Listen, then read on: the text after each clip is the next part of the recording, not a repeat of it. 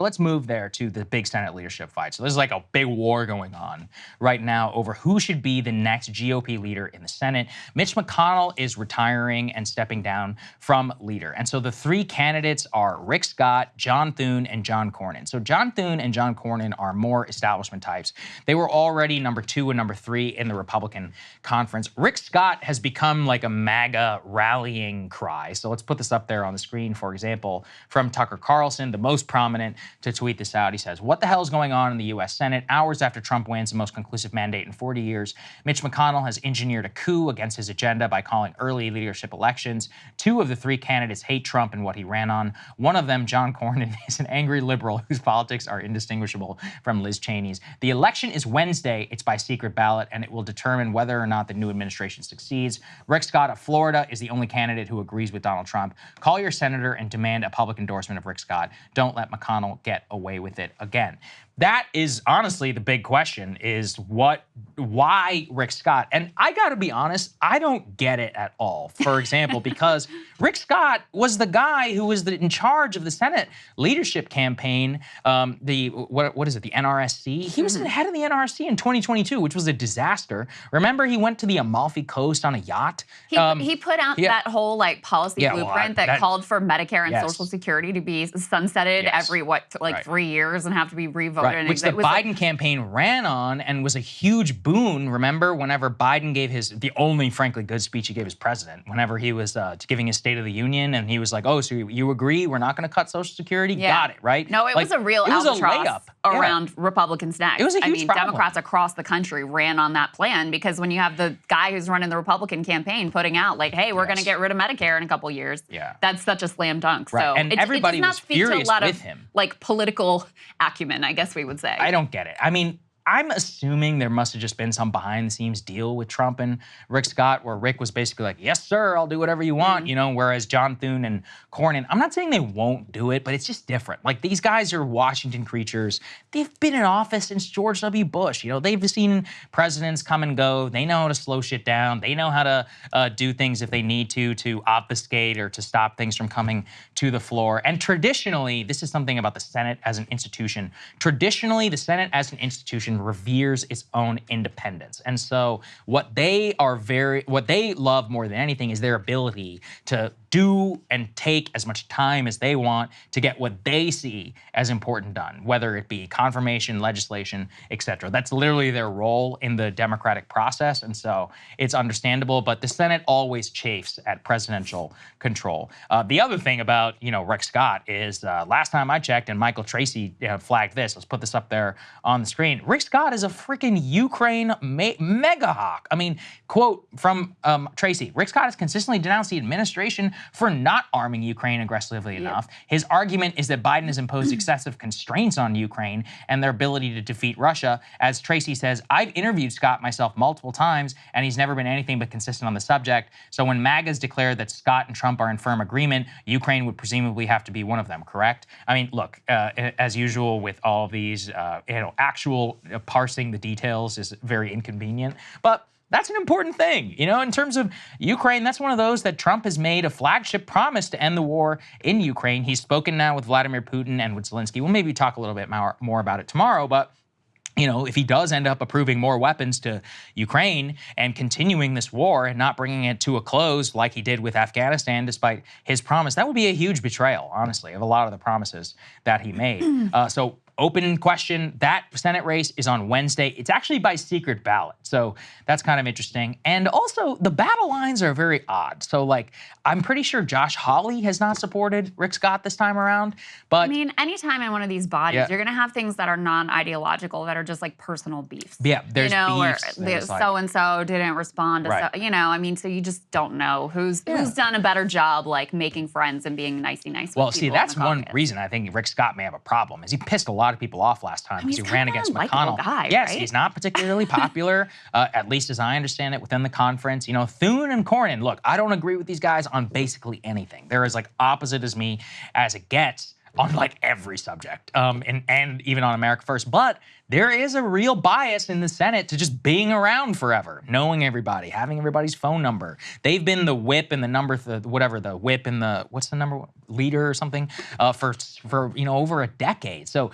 they've been on the phone. They know what pet issue. Oh, Susan Collins wants a bridge in fucking Maine or whatever. Yeah, okay. I raised money for you. I showed up. I called in this favor. Bingo. I got this donor to whatever. Right. Yeah, Cornyn, I mean, he controls a ton of oil money in terms of the donors. Thune, he's also very popular on the big donor circuit and a lot of these establishment types. That's a big question for Rick Scott. I mean, can he raise money? Like I said, he didn't do a very good job last time. One of the reasons McConnell had such a stronghold on the conference is he was kind of like Pelosi. He was the conduit for billions of dollars that were flowing from him. So it is a big question. I have no idea how it will go. I guess I mean, it's possible. Rand Paul has come out for Rick Scott, but there's enough of them that are silent that I'm wondering whether they go in a different direction. To be honest with you, I don't think it really matters. I think Trump has thoroughly bent the party to his will. I mean, as evidenced by, we're about to talk about, Trump is saying, hey, anybody who's going to be majority leader, they got to do recess appointments, which basically means that you are giving up, if you are the Republican majority leader, a big part of what your power and prestige is,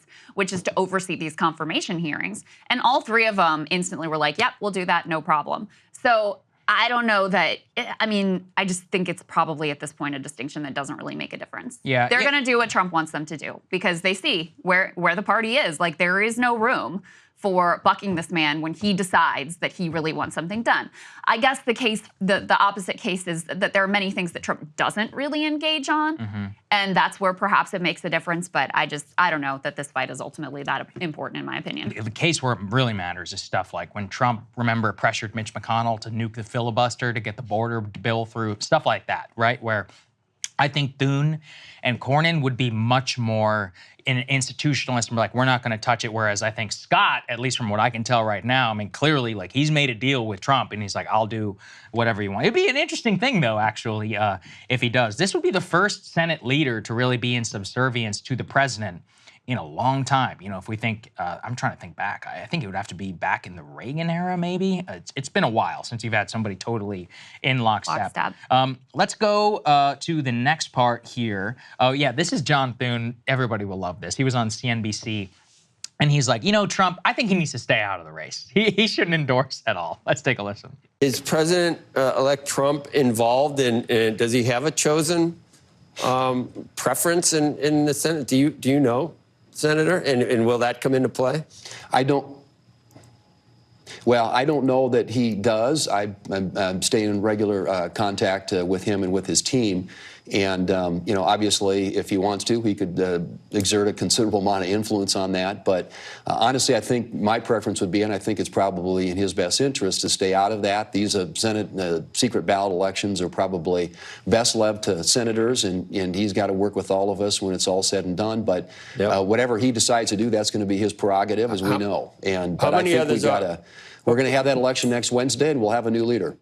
Right. So he's like, hey, you should stay out of it, you know, just for everybody's best. Now, this gets to what Krystal talked about. Let's put this up there on the screen. Trump tweeted yesterday, any Republican senator seeking the coveted leadership position in the U.S. Senate must agree to recess appointments, without which we will not be able to get people confirmed in a timely manner. Sometimes the votes can take 2 years or more. This is what they did 4 years ago. We cannot let it happen again. We need positions filled immediately. Additionally, no judges should be approved during this period of time, because the Democrats are looking to ram through their judges as the Republicans fight over leadership. This is not acceptable. Thank you. Now, as Krystal said, all three of the candidates said that they agreed, but, you know, there's a lot of logistical hurdles that can come in. I mean, and I'm not exactly sure how it would all work, because Schumer still does technically, like, control the Senate. And for now, so he would have to acquiesce. There's no way the Democrats are going to let that go through, right? They want to approve as many of these federal judges as possible. This is game time for them. I also, this is very nerdy, so I apologize, but there's something called like pro forma session, which they're in right now, which specifically prevents recess appointments. So you would have to get the Senate majority to, you know, agree to change the parliamentary rules. I mean, look, it's theoretically possible. I guess if Rick Scott did win the election, maybe he could do a deal with Schumer. I don't really know why Schumer would do it, but anyway. Elon, go ahead. Well, previously Obama used the recess appointments powers, and it was deemed unconstitutional by the Supreme Court the way that he executed it. So, I mean, listen, it's a different Supreme Court now, so who knows? They may well be like, whatever Trump wants to do, he can basically do. But to me, it was also like, you have a 53-47 majority. Like, who is it exactly that you don't think that you want that isn't going to get confirmed? Because I just think he has such a grip on this party now. You know, maybe Lisa Murkowski votes against, or Susan Collins, but Well, you that's still, 2 votes. Now you only have 51. but you still have a 3-vote margin. So I think I don't think he's going to have any problem getting people Krystal, there's always confirmed. wild cards. It's people that nobody's ever heard of. Todd Young, right? The guy who voted for impeachment, from Indiana. I don't know. It's just, he's so, like, at this point, it's just so clear where the party is. I don't disagree with you, but that doesn't, look, the Senate, this is part of the reason that people have hated the Senate for 2 centuries, because they're annoying. Like, who else? Who's the doctor, the one who also voted for impeachment? What's his name? The guy from Louisiana. I can't even remember. So the doctor, however the doctor votes, Haggerty, I think is his name. I'll remember it in a second. But there's wild cards all over in terms of who they are. Barrasso, right? You got folks like that who, sometimes they're MAGA, sometimes they're not. They all have their own individual constituencies. So I would not bet 100% that Trump is able to get everybody who he wants. I mean, for example, from the reporting I've read, like Trump wants to appoint RFK Jr. to HHS secretary, but he's like, I don't know if he'll be able to make it through confirmation. So that is one too, where you could see, right? You could almost see like a weird right-wing case against RFK, where they're like, oh, he's just liberal, and like, oh, that's the other thing is that he's done before is then, okay, if they can't get confirmed, he'll just make them acting secretary and just basically leave them there permanently. He can, but it has a lot of legal problems in terms of their authority and all that. You can try and get around it. No, I'm saying in terms of the agency, it causes real chaos, and there's a reason why, people want it to get done. But we will see. It is, look, if they do go with Rick Scott, I think it's a very positive sign for exactly what you're saying in terms of Trump being able to get who he wants through. And a lot of personnel decisions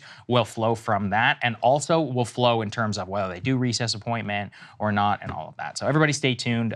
This stuff I know can get a little in the weeds, but it's very important because this is how the government's actually going to get run. Yeah, and notably, you could put A9 up on the screen. Elon coming in for Rick Scott for Senate Majority Leader. But so, I mean, a lot of people closing ranks. The one thing that the other guys have going for them is that it's a secret ballot. So, anybody who votes against the will of Trump and Musk, as long as it doesn't get out, they won't necessarily be punished. But like I said, my assessment is basically like these guys have already all been like, okay, we'll do recess appointments, no problem. So I just think they're going to do what Trump wants anyway, any of the 3 that gets put in there. Yeah, very possible. Hey, if you like that video, hit the like button or leave a comment below. It really helps get the show to more people. And if you'd like to get the full show ad-free and in your inbox every morning, you can sign up at breakingpoints.com. That's right. Get the full show, help support the future of independent media at breakingpoints.com.